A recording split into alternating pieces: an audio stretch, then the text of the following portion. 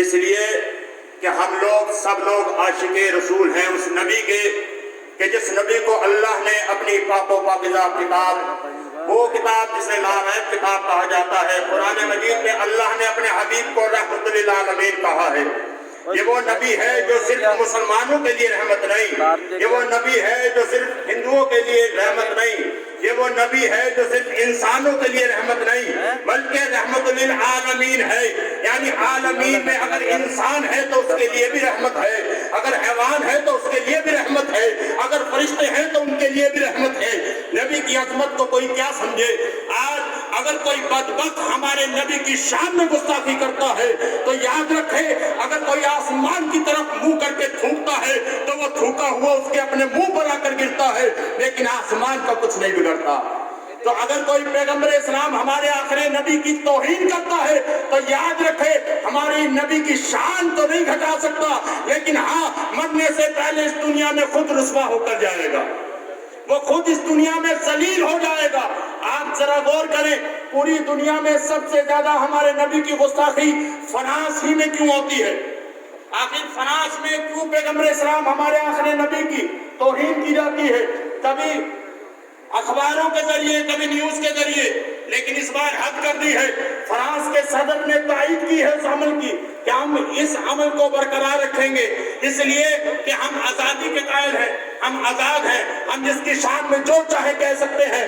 خبردار، تمہیں ہر چیز کی آزادی ہو سکتی ہے، لیکن ہمارے نبی کی شان میں اگر تم نے لب کشائی کی تو یہ دنیا کا ہر مسلمان برداشت نہیں کرے گا۔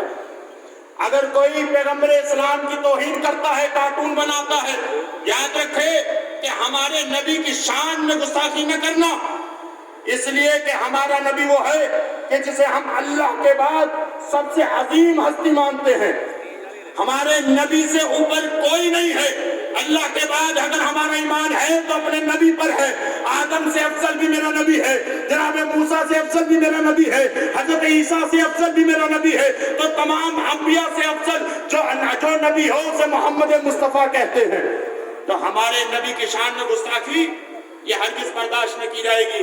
آپ ذرا غور کریں، فرانس میں ہی کیوں یہ گستاخی کی جاتی ہے؟ ہم نے جب ریسرچ کیا تو پتہ یہ چلا کہ فرانس میں 60% سے زیادہ ایسی اولادیں ہیں جو بغیر نکاح کے پیدا ہوتی ہیں۔ اس کا مطلب یہ آیا کہ نبی کی شان میں گستاخی کرنے کا سبب یہی ہے، جو یہ وہی اولادیں ہیں جو ناجائز طریقے سے اس دنیا میں آئی اور ہمارے نبی کی شان میں گستاخی کرتی ہیں، اور یہ کہتے ہیں ہم اس عمل کو برقرار رکھیں گے۔ تم یہ عمل برقرار رکھو یا نہ رکھو، لیکن یاد رکھنا پوری دنیا کے مسلمان تمہارا بائیکاٹ کر دیں گے تو تم کسی کو منہ دکھانے کے قابل نہیں رہ سکتے۔ عزیزو، ہم یہاں پر جمع ہوئے ہیں، لیکن ہم صرف نبی سے اپنی محبت کا اظہار کر کے چلے جائیں یہ کافی نہیں ہے۔ کیا فرانس کے لیے صرف 2-4 لفظ بول کر چلے جانا کافی ہوگا؟ نہیں۔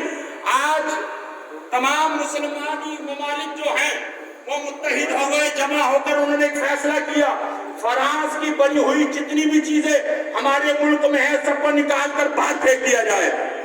تو یہاں جتنے بھی مسلمان تشریف فرما ہے، ہمیں بھی یہ کوشش کرنی ہے کہ دیکھیں اپنے گھروں میں جا کر کہ اگر فرانس کی کسی کمپنی کی بنی ہوئی چیز ہمارے گھر میں رکھی ہے تو اس کو اٹھا کر پھینکیں باہر اور بتا دیں، اے فرانس، ہم تمہارا اگر کچھ نہیں بگاڑ سکتے تو یاد رکھنا، اگر ہمارے گھر سے ایک ایک چیز تمہاری بنائی ہوئی گھروں سے پھینک دیں تو تمہاری حالت یہ ہو جائے گی کہ تم سڑکوں پر آ جاؤ گے۔ آج ایران، عراق، لیبیا اور روس، ملیشیا، انڈونیشیا، تمام ممالک نے فیصلہ کیا کہ ہمارے ملک میں آج کے بعد فرانس کی کوئی اشیاء، کوئی چیز نہیں آئے گی۔ اتنا سا عمل ہی فرانس کے صدر کے لیے زہر بن گیا۔ اس سے برداشت نہ ہوا کہ میرے ایک فرمان سے تمام مسلمان ممالک ایک ہو گئے، کوئی ایران نہیں، کوئی سعودیہ نہیں، سب مسلمان ہیں۔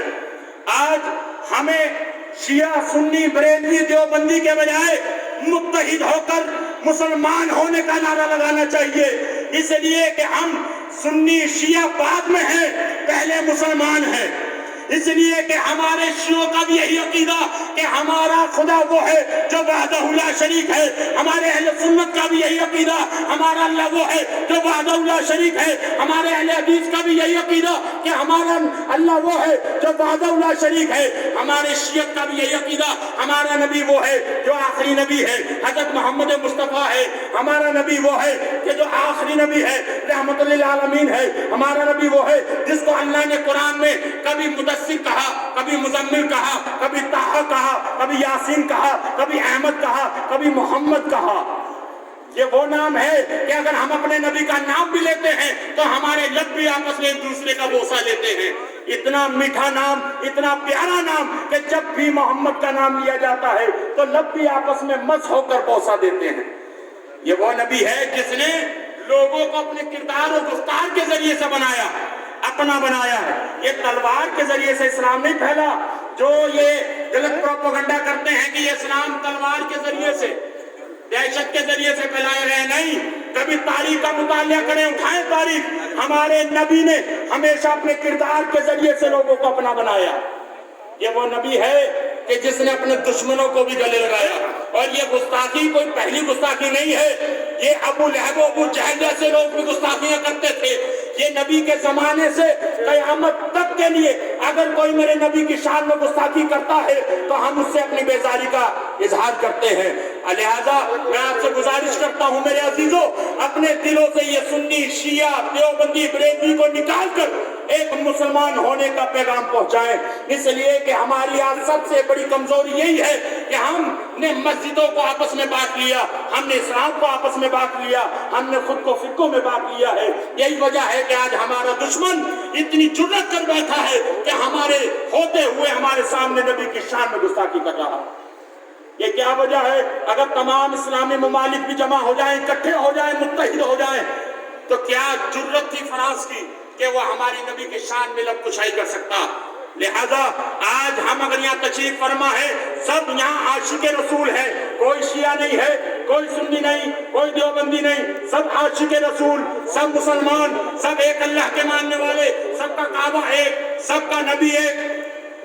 جب سب کی کتاب ایک تو پھر یہ فرقے کس نے بنائے؟ ہاں, اختلافی گھروں میں بھی اختلاف ہو جاتا ہے, دو بھائیوں میں آپس میں اختلاف ہو جاتا ہے. اگر فرقوں میں تھوڑا بہت اختلاف ہے تو اس کو چھوڑیے, جو ہمارا ایک پیغام ہے اس کو آگے تک پہنچائیے. عزیزو, ہم سب بھائی بھائی ہیں, ہم سب مسلمان ہیں. یہ جو 12 ربیع الاول سے لے کر 30 ربیع الاول تک کے 8 دن کو اسے ہفتہ وحدت کہا جاتا ہے. امام خمینی رحمت اللہ علیہ نے اس ہفتہ 12 ربیع الاول سے 20 ربیع الاول تک کو ہفتہ وحدت کا نام دیا. یعنی یہ وہ ہفتہ ہے جس ہفتے میں ہم تمام مسلمانی فرقے جمع ہو کر ایک پیغام دیتے ہیں کہ دیکھو ہم ایک ہیں, ہم ایک ہیں, ہم سب مسلمان ہیں. تو ہمیں اپنے نبی کی محبت میں دشمن کا سامنے اکٹھے ہو کر مقابلہ کرنا ہے اور دعا کرنا ہے, اللہ ہمیں اپنے نبی کی محبت کے ساتھ ساتھ اپنے نبی کی سیرت پر چلنے کی توفیق عنایت فرما. اے اللہ, ہمیں مرنے سے پہلے ہمیں وہ تمام سنت, وہ تمام واجبات اور فرض پر عمل کرنے کی توفیق عنایت فرما جسے تو نے قرآن میں اور میرے نبی نے اپنی سنت کے ذریعے سے ہم تک پہنچایا ہے. تو لہذا آپ لوگوں سے گزارش ہے کہ آج سے ہم لوگ اپنے نبی کی محبت کے ساتھ ساتھ ان کی سنت پر بھی عمل کرنے کی کوشش کریں.